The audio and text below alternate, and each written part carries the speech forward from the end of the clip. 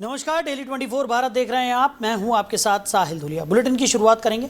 भारत और अमेरिका के बीच प्रस्तावित मुक्त व्यापार यानी फ्री ट्रेड समझौते के विरोध में सीतापुर में किसान संगठनों ने प्रदर्शन करते हुए जिलाधिकारी के माध्यम से प्रधानमंत्री के नाम ज्ञापन सौंपा। किसान मजदूर संघर्ष मोर्चा और देश बचाओ मोर्चा के नेताओं ने कहा कि प्रस्तावित समझौता किसानों, खेत मजदूरों, पशुपालकों, छोटे व्यापारियों और लघु उद्योगों के हितों के खिलाफ है। उनका आरोप है कि इससे भारतीय कृषि, ग्रामीण अर्थव्यवस्था और करोड़ों लोगों की आजीविका पर प्रतिकूल असर पड़ेगा। किसान नेताओं ने केंद्र सरकार से समझौते को तत्काल निरस्त करने और किसानों के हितों की रक्षा करने की मांग की है। साथ ही चेतावनी दी है कि अगर सरकार ने उनकी मांगों पर ध्यान नहीं दिया तो देश भर में लोकतांत्रिक तरीके से जन जागरण अभियान और चरणबद्ध आंदोलन चलाया जाएगा। वहीं कानपुर सेंट्रल रेलवे स्टेशन पर जीआरपी और आरपीएफ की संयुक्त कार्रवाई में नशा तस्करी के खिलाफ बड़ी सफलता मिली है। चेकिंग अभियान के दौरान पुलिस ने 2 तस्करों को गिरफ्तार कर उनके कब्जे से करीब 26 किलो गांजा बरामद किया, जिसकी अंतर्राष्ट्रीय बाजार में कीमत लगभग 28 लाख रुपए बताई जा रही है। गिरफ्तार आरोपियों की पहचान शनि साकेत और सोनू प्रजापति के रूप में हुई है। पूछताछ में दोनों ने बताया कि वो ओडिशा से गांजा लेकर कानपुर सेंट्रल पहुंचे थे और ट्रेन के जरिए इसकी सप्लाई करने की तैयारी में थे। पुलिस ने दोनों आरोपियों के खिलाफ एनडीपीएस एक्ट के तहत मुकदमा दर्ज कर आगे की विधिक कार्रवाई भी शुरू कर दी है। वहीं पीलीभीत में एक निजी अस्पताल में इलाज के दौरान 52 वर्षीय महिला की मौत के बाद हड़कंप मच गया। मृतका के परिजनों ने अस्पताल के डॉक्टर पर गंभीर लापरवाही का आरोप लगाया है। परिजनों का कहना है कि पैर के ऑपरेशन के दौरान महिला की नस कट गई, जिससे लगातार ब्लीडिंग होती रही। आरोप है कि डॉक्टर ने अपनी गलती स्वीकार करते हुए महिला को अपने निजी खर्च पर बरेली के रोहिलखंड अस्पताल में भर्ती कराया, लेकिन इलाज के दौरान उसकी मौत हो गई। इसके बाद परिजन शव लेकर वापस निजी अस्पताल पहुंचे, जहां किसी विवाद की आशंका को देखते हुए पुलिस को बुला लिया गया। स्थानीय स्तर पर यह भी चर्चा है कि अस्पताल प्रबंधन और परिजनों के बीच समझौता हुआ है, हालांकि इसकी आधिकारिक पुष्टि नहीं हुई है। फिलहाल मामले को लेकर शहर में तरह तरह की चर्चाएं हैं और पुलिस की ओर से तथ्यात्मक जाँच के बाद ही स्थिति पूरी तरह स्पष्ट हो सकेगी। वहीं ललितपुर में छात्रा के साथ चलती कार में सामूहिक दुष्कर्म का मामला सामने आया है। आरोप है कि मंगलवार को घर के बाहर से एक युवक अपने 2 साथियों के साथ छात्रा को कार में बैठा कर ले गया, जहां 2 युवकों ने उसके साथ दुष्कर्म किया। इसके बाद आरोपियों ने उसे रेलवे स्टेशन पर छोड़ा और फरार हो गए। पुलिस ने बुधवार तड़के पीड़िता की मां की तहरीर पर 2 नामजद समेत 3 आरोपियों के खिलाफ मुकदमा दर्ज कर जांच शुरू कर दी है। कोतवाली सदर क्षेत्र के एक गांव निवासी महिला ने शिकायत में बताया कि मंगलवार शाम जब वो ललितपुर से घर लौटी तो उसकी बेटी घर पर नहीं थी। पड़ोसियों ने बताया कि बादल राजा उसे अपने साथियों के साथ कार में बैठाकर ले गया है। आरोप है कि घटना के बाद तीनों उसे रेलवे स्टेशन पर छोड़कर फरार हो गए और किसी को घटना बताने पर गंभीर परिणाम भुगतने की धमकी भी दी। रेलवे स्टेशन पहुंचने के बाद पीड़िता ने किसी तरह अपनी बहन को फ़ोन कर पूरी घटना की जानकारी दी। सूचना मिलते ही माता पिता रेलवे स्टेशन पर पहुंचे, जहां उनकी बेटी बदहवास हालत में मिली। इसके बाद परिजन उसे लेकर कोतवाली पहुंचे और शिकायत दर्ज कराई।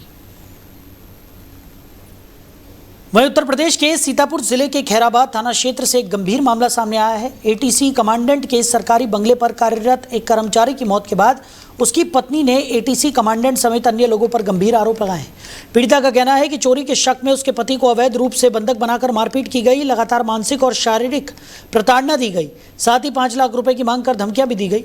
आरोप है कि इसी प्रताड़ना से परेशान होकर उसके पति ने जहरीला पदार्थ खा लिया, जिसके बाद इलाज के दौरान उनकी मौत हो गई। मृतक की पत्नी ने खैराबाद थाने में तहरीर देकर एटीसी कमांडेंट समेत अन्य लोगों के खिलाफ एफआईआर दर्ज करने, निष्पक्ष जांच कराने और दोषियों के खिलाफ कड़ी कानूनी कार्रवाई की मांग की है। फिलहाल पुलिस मामले की जांच कर रही है। घटनाएं आज एक नहीं है, कई घटनाएं घटती रहती हैं आए दिन। सीतापुर में तो ज्यादा ही कुछ हो रहा है। प्रशासन यहाँ का मौन है। अभी राजापुर छिलवाड़ा के गांव में एक घटना हुई है। वो गवर्नमेंट सर्वेंट थे, उनके वहाँ जॉब करता था और कई दिन से 15 दिन से उसको टॉर्चर किया जा रहा था। टॉर्चर में उसकी डेथ हो गई है और वो इसमें लखनऊ से निकल रहे हैं वो लोग लेके। पीड़ित परिवार कल से परेशान है और उनको न्याय नहीं मिल रही। कहीं पुलिस वाले अलग से धमकी दे रहे हैं उनको, लेकिन ये कैसा न्याय है प्रशासन का कि अगर पीड़ित है उसकी, अगर गवर्नमेंट का कोई भी बंदा हो अगर परेशान कर रहा है, अगर दोषी है तो तुरंत कार्रवाई किया जाए उस पर। और हम पीड़ित परिवार के साथ हैं। आदरणीय सांसद जी के वहाँ वो अभी आए थे लोग और ये आशा के साथ आए थे कि न्याय मिले। तो सांसद जी बाहर है और जैसे ही आएंगे हम लोग उनके गांव जाएंगे, लगातार उनके साथ में है और जब तक न्याय नहीं मिल जाती है हम उनके साथ रहेंगे। चाहे रोड पे हमको धरने पे बैठना पड़े, चाहे उनके न्याय के लिए, जब तक के लिए उस पर कार्रवाई नहीं, एफआईआर नहीं हो जाएगी तो हम लोग लगातार संघर्ष करेंगे। मतलब यही जो अगर घटना अन्य लोगों पे होती, अब तक क्या कार्रवाई हो चुकी, लेकिन बड़े लोगों के साथ में अभी तक कार्रवाई वो पाल समाज के हैं और गरीब परिवार के हैं, इसलिए उन पर कार्रवाई नहीं हो रही है। आए दिन दलित समाज, पाल समाज, पिछड़ा, यादव समाज, मतलब कई ऐसी घटनाएं सामने आ रही। दलित समाज की लड़की देखिए, कई एक पाल बिरादरी का बच्चा खाना बनाता था अधिकारी के यहाँ, उनके यहाँ एक चोरी हुई, उसमें उन्होंने FIR कराई। FIR में कई लोगों का नाम था, इस बच्चे का नाम भी नहीं था उस FIR में, तब भी इस बच्चे को उन्होंने प्रताड़ित किया। 19 दिन उसके साथ प्रताड़ना हुई, करंट लगाया गया, मारा गया, उसके शरीरों की कई जगह चोट है। उसको 19 दिन प्रताड़ना की गई। उससे ये भी कहा गया कि अगर परिवार को बताया या किसी को बताया तो आपके परिवार के साथ भी, लोगों के साथ भी यही हाल करेंगे। आज वो बाइट दे के गया है, पूरा परिवार बहुत डरा सहमा था। तो वो कई घंटे से हमारे घर पे बैठे थे। सांसद जी यहाँ है नहीं, सांसद जी दिल्ली में है, जांच कराने अपनी गए थे। आ जाएंगे आज शाम तक। उनको जैसे ही प्रकरण सुबह पता चला है तो वो शाम तक ही आ जाएंगे और इस पीड़ित परिवार के साथ वो पूरी तरीके से खड़े, उनको न्याय मिलना। सबसे बड़ी बात ये है, जब कोई घटना घटित होती तो पुलिस सबसे पहले CCTV कैमरा। वहीं बाबा सदन शाह दरगाह के प्रबंधन को लेकर एक बार फिर विवाद गहरा गया है। सुन्नी सेंट्रल वक्फ बोर्ड की तरफ से गठित 11 सदस्यीय समिति ने जिलाधिकारी से मुलाकात कर उन्हें अपना अधिकार दिलाने की मांग की है। समिति का कहना है कि दरगाह और उर्स प्रबंधन से जुड़ा मामला अभी उच्च न्यायालय में विचाराधीन है और वर्ष 2023 के अंतरिम आदेश में केवल 5 दिन का उर्स आयोजित करने की अनुमति दी गई थी। आरोप है कि इसके बावजूद उर्स कमेटी पूरे वर्ष दरगाह परिसर, मस्जिद, मदरसा, दुकानों, रैन बसेरे और सदन शाह ग्राउंड पर मनमाने ढंग से कब्जा बनाए हुए है। समिति का यह भी दावा है कि वर्ष 2025 में वक्फ बोर्ड की तरफ से गठित की गई समिति को उर्स कमेटी ने स्वीकार नहीं किया। ऐसे में समिति ने जिला प्रशासन से मांग की कि दरगाह परिसर का प्रबंधन वक्फ बोर्ड की अधिकृत समिति को सौंपा जाए। फिलहाल मामले की संबंधित पक्षों के दावों की जांच और न्यायालय के अंतिम निर्णय का इंतजार है। पीलीभीत में उत्तर प्रदेश सरकार के जल शक्ति एवं बाढ़ नियंत्रण मंत्री स्वतंत्र देव सिंह ने पिपरिया संतोष में जल शक्ति विभाग के नवनिर्मित आधुनिक कार्यालय एवं आवासीय परिसर का लोकार्पण किया। करीब 753.10 लाख रुपए की लागत से तैयार इस परियोजना का शुभारंभ मंत्री ने विधि विधान से पूजन फीता काटकर और बटन दबाकर किया। इस अवसर पर मंत्री ने कहा कि ये नया परिसर विभागीय कार्य प्रणाली को अधिक सुदृढ़, पारदर्शी और जनहितैषी बनाने की दिशा में महत्वपूर्ण कदम है। आधुनिक कार्यालय को डिजिटल कनेक्टिविटी और अत्याधुनिक सुविधाओं से लैस किया गया है, जिससे जनता की समस्याओं का तेजी से समाधान किया जा सकेगा। अधिकारियों और कर्मचारियों के लिए परिसर में ही आवासीय भवन भी बनाए गए हैं, जिससे उनकी कार्य क्षमता और बेहतर होगी। मंत्री ने बताया कि प्रदेश सरकार ने अब तक 110 नहरों का पुनरुद्धार कराया है और वर्षा जल संरक्षण के लिए मेड़बंदी, साथ ही रेन वाटर हार्वेस्टिंग जैसी योजनाओं पर विशेष जोर दिया जा रहा है ताकि भूजल स्तर बढ़ाया जा सके। कार्यक्रम के दौरान मंत्री, जनप्रतिनिधियों और जिलाधिकारी ने पौधारोपण भी किया। वहीं जिलाधिकारी ने मंत्री को एक जनपद एक उत्पाद योजना के तहत बांसुरी और स्मृति चिन्ह भेंट कर सम्मानित भी किया। वहीं अलीगढ़ के दादों थाना क्षेत्र के नीनामई ओजीपुर गांव में दबंगई का एक मामला सामने आया। आरोप है कि कुछ लोगों ने पीड़ित के घर पर हमला बोल दिया और लाठी डंडों से जमकर मारपीट की। इस पूरी घटना का वीडियो भी सामने आया है, जो अब सोशल मीडिया पर वायरल हो रहा है। बताया जा रहा है कि हमले में एक महिला सहित 3 लोग घायल हुए हैं। घायलों को उपचार के लिए सामुदायिक स्वास्थ्य केंद्र छर्रा ले जाया गया। आरोप है कि अस्पताल परिसर में भी पुलिस की मौजूदगी के दौरान दबंगों ने पीड़ित विजेंद्र के साथ दोबारा मारपीट की। हमले में घायल महिला की हालत गंभीर होने पर उसे बेहतर इलाज के लिए जिला अस्पताल रेफर किया गया। पीड़िता पक्ष का आरोप है कि उन्होंने 7 नामजद आरोपियों के खिलाफ दादों थाने में तहरीर दी थी, लेकिन अब तक कोई प्रभावी कार्रवाई नहीं की गई है। फिलहाल पुलिस मामले की जांच में जुटी है। घटना से जुड़े वायरल वीडियो और पीड़ित की शिकायत के आधार पर जांच की जा रही है। आरोपों की पुष्टि पुलिस जांच के बाद ही होगी और उसी के आधार पर आगे की कानूनी कार्रवाई की जाएगी। वहीं राजधानी लखनऊ में थाना चौक पुलिस और डीसीपी पश्चिम की क्राइम टीम ने संयुक्त कार्रवाई करते हुए बच्चा चोरी करने वाले गिरोह का पर्दाफाश किया है। पुलिस ने इस मामले में एक डॉक्टर समेत 5 आरोपियों को गिरफ्तार किया है। आरोपियों के कब्जे से 1.5 वर्षीय मासूम बच्ची को सकुशल बरामद कर लिया गया है। पुलिस के मुताबिक 13 जुलाई की देर रात फुटपाथ पर अपने माता पिता के साथ सो रही 1.5 वर्षीय बच्ची का अपहरण कर लिया गया था। घटना के बाद परिजनों की शिकायत पर मुकदमा दर्ज कर पुलिस ने जाँच शुरू की। पुलिस ने करीब 150 सीसीटीवी कैमरों की फुटेज, सर्विलांस और तकनीकी साक्ष्यों की मदद से आरोपियों तक पहुंच बनाई। पूछताछ में आरोपियों ने खुलासा किया कि वो मासूम बच्चे का 2.5 लाख रुपए में सौदा करने की योजना बना रहे हैं। तो गिरफ्तार आरोपियों की पहचान ऋषभ कश्यप, रोहित पासी, मोहम्मद सुल्तान, मोहम्मद इरशाद खान और श्यामजी यादव के रूप में हुई है। पुलिस सभी आरोपियों से पूछताछ कर रही है और ये भी पता लगाया जा रहा है कि इस गिरोह का नेटवर्क और किन राज्यों या ज़िलों तक फैला हुआ है। मामले में आगे की कानूनी कार्रवाई भी जारी है। एक छप्पू है, बाराबंकी के रहने वाले, अपनी पत्नी के साथ यहाँ पे वो मजदूरी करते हैं। चरक चौराहे के पास रात में अपने छोटी बच्ची के साथ वो सो रहे थे एक मेडिकल स्टोर्स के बरामदे में। रात में 1:58 पे जो फुटेज से देखा गया कि 1:58 पे कुछ व्यक्ति आए और बाइक से इनकी बच्ची को उठा करके और लेकर के चले गए। यह सूचना इनके द्वारा जब पुलिस को दिया गया तो तत्काल पुलिस टीमें, चूँकि घटना गंभीर थी, 1.5 साल की लगभग बच्ची थी, और तत्काल टीमों को सक्रिय किया गया। कंट्रोल रूम के माध्यम से पूरे जनपद को बता दिया गया और साथ ही जितनी भी पुलिस फोर्स थी सबको लगाया गया। परिणाम स्वरूप ये उस बच्ची को अमीनाबाद क्षेत्र अंतर्गत मछली मंडी के पास छोड़ करके ये अभियुक्त सब भाग गए यहाँ से, और उसके बाद से टीमें सक्रिय रहीं और लगभग 150 सीसीटीवी फुटेज को किया गया, खंगाला गया। तो सारी चीज़ें जाके क्लियर हुई, एक एक चीज़ देखी गई कि कहाँ से ये कैसे उठाए हैं, किस रास्ते से ले गए हैं। दूसरा, इन रास्ते में ये जो मोबाइल से वार्ता कर रहे थे तो हमारी सर्विलांस टीम भी सक्रिय हुई और पूछताछ, उसके बाद से ये अभियुक्त पकड़े गए। पकड़ने के बाद से इसमें से 4 अभियुक्त जो घटना करने में जो शामिल थे, एक ऋषभ कश्यप, रोहित पासी और मोहम्मद सुल्तान और इरशाद, ये लोग घटना में थे। और कहानी ये रही कि एक श्यामजी यादव है जो बेसिकली ये जीएनएम किए हुए है, लेकिन अपने को डॉक्टर बताता है, और पहले ये साई हॉस्पिटल यहाँ पे चलाता था अपने एक रिश्तेदार शेर सिंह के साथ। वहाँ कुछ डिस्प्यूट हो गया था तो वो हॉस्पिटल बंद हो गया था। उसके बाद से शेर सिंह को कोई बच्चा की आवश्यकता थी, उसने कहा था किसी बच्चे के प्रबंध करने के लिए, और श्याम सिंह ने फिर ये सुल्तान को ये दिया 2.5 से 3 लाख रुपए में ये तय हुआ था कि कोई बच्चा ला करके देंगे। लेकिन उसके बाद ये जब लेके चले हैं तो पुलिस टीम सक्रिय हो गई। दूसरा, वहीं लखनऊ के थाना गाजीपुर क्षेत्र स्थित पॉलिटेक्निकल पुलिस चौकी में आज नए अतिरिक्त कक्ष का उद्घाटन किया गया। इस नए कक्ष के शुरू होने से फरियादियों की शिकायतों का त्वरित निस्तारण करने के साथ साथ पुलिस की कार्यप्रणाली को भी और अधिक प्रभावी बनाने में मदद मिलेगी। कार्यक्रम का शुभारंभ डीसीपी पूर्वी डॉक्टर दीक्षा शर्मा ने फीता काटकर और विधिवत पूजा अर्चना के साथ किया। इस अवसर पर एडीसीपी पूर्वी अमोल मुरकुट, एसीपी गाजीपुर अतुल पांडे, थाना प्रभारी निरीक्षक राजेश कुमार मौर्य, चौकी प्रभारी मनोज कुमार, साथ ही क्षेत्र के कई गणमान्य नागरिक भी मौजूद रहे।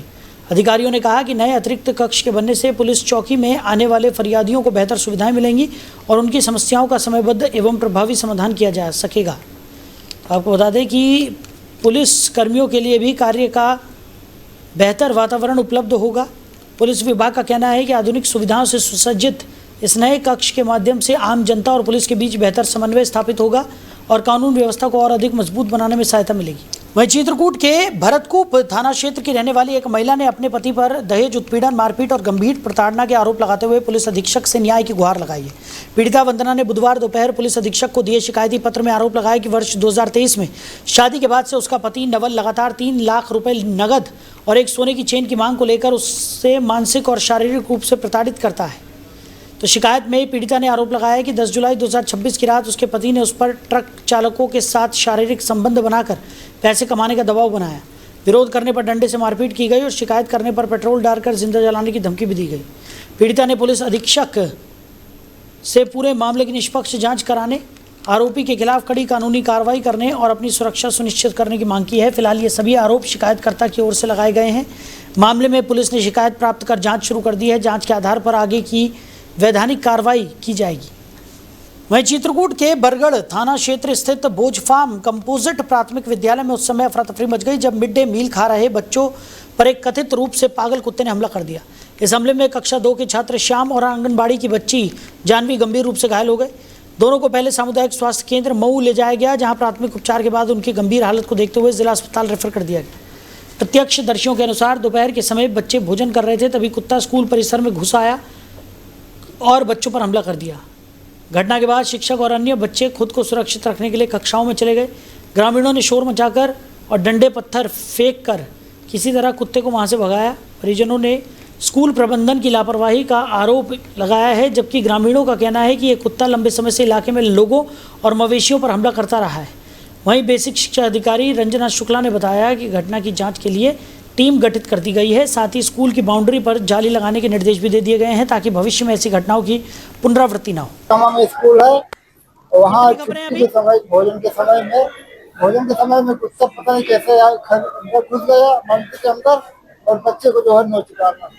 एक बच्ची को नोचा, तो लोगों को पता नहीं कैसे भगवान ने ध्यान नहीं थे, वहाँ से पता नहीं कैसे बचे, कैसे भागे वहाँ से हम इतना जाने। उसके बाद जब घटना तो दौड़ के मौके पे आते भोजन बनाते घर में भागे, बच्चों को लेकर मोटरसाइकिल में बिठा के भगाए जल्दी। तो फिर 112 नंबर आई, तो फिर पहुँचाया मऊ, तो मऊ से फिर एम्बुलेंस से यहाँ लेके आए।